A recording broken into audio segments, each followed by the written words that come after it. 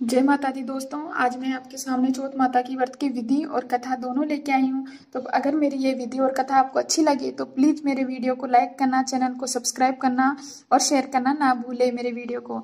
तो सबसे पहले मैं आपको चौथ माता के व्रत की विधि बताने जा रही हूँ। तो सुनिए विधि। चौथ माता यानी गणेश चतुर्थी का व्रत महीने की बदी यानी कृष्ण पक्ष की चौथ को करते हैं। उस दिन सवेरे उठते हैं, सोच से निपटकर व्रत करने का विचार कर लें। बाद में दिन भर निराह रहकर शाम को एक लकड़ी का पाटा ले, अथवा पाटा ना हो तो जमीन पर चौका लगाकर गणेश जी की मूर्ति का चित्र रखें और उस चित्र पे सात या मार दे।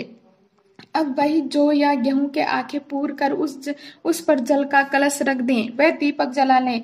अब पूजा की थाली में रोली, मोली, पान, सुपारी व गुड़ की डली रखकर सामने बैठें। अब अगरबत्ती जलाकर पाटे पर पानी की छींटे देकर रोली, मोली, पान और जो सुपारी रख ली थी हमने उसे श्रद्धा पूर्वक चढ़ा दें और पूजन करें। धूप दें और प्रसाद चढ़ाकर जल से आमचल करावे। इसके बाद उस महीने की चौथ की कथा पढ़कर सुने या फिर अपने दूसरों से ये कथा सुने और माता की आरती करें तथा कथा विसर्जन करें। इसके बाद पूजन की थाली को जल के कलश सहित लेकर उस स्थान पर जहां से चंद्रमा उदय होने पर दिखाई देता है जाकर चंद्रमा के दर्शन कर उसका पूजन करें और अर्घ्य देवे यानी जल चढ़ावे। इसके बाद भोजन करें। इसके बाद में महिलाएं अपनी सासू, ननद या जेठानी के पास जाकर 1 रुपया 5 रुपया देकर पैर छुएं। बहुत सी भक्तिनें से हैं जो बड़ी चौथ माता को खड़े रहकर भी करती हैं और चंद्रमा का अर्घ्य देने के बाद भी बैठती हैं। अब मैं आपको व्रत की कथा सुनाने जा रही हूँ, तो कथा सुनिए। ये कथा बहादुरी चौथ माता के व्रत की है। तो सुनिए ये कथा। एक बार पार्वती जी ने अपने पुत्र गणेश जी से पूछा कि हे पुत्र, भाद्रपद कृष्ण चौथ के व्रत का महात्म्य तथा कथा किस प्रकार है, सो कहो। तो गणेश जी बोले, हे माता, बहादुरी चौथ मनुष्य के सारे संकटों का हरण तथा अन्न, धन, सुख, संपत्ति तथा सौभाग्य देने वाली है।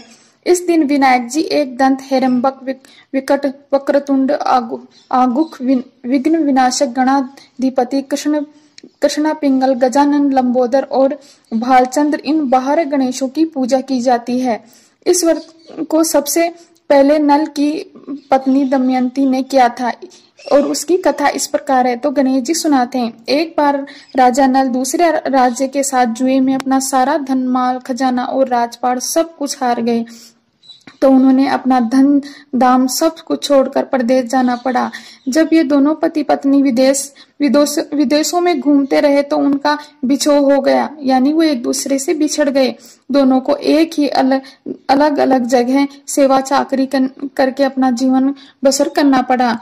एक बार दमयंती की शरभंग ऋषि से भेंट हुई। तो दमयंती ने उससे पूछा कि हे ऋषिवर, आप मुझे कोई ऐसा उपाय बतलाए कि उसके करने से मुझे अपना खोया हुआ पति वापस मिल जाए। ऋषि ने उसे बहादुरी चौथ व्रत करने की सलाह दी और उसका विधि विधान भी बतलाया। दमयंती उनकी राय मानकर यह व्रत करने लगी तो 7 महीने के भीतर ही उसे अपने पति से उसका मिलन हो गया। उसके थोड़े दिन बाद में उन्हें अपना खोया हुआ राज्य भी मिल गया, धन संपदा सब कुछ प्राप्त हो गए। इसके बाद दोनों पति पत्नी कई वर्षों तक राज्य सुख को भोगकर अंत में वैकुंठ को गए। यह है चौथ माता व्रत का प्रभाव। बोलिए श्री चौथ माता की जय।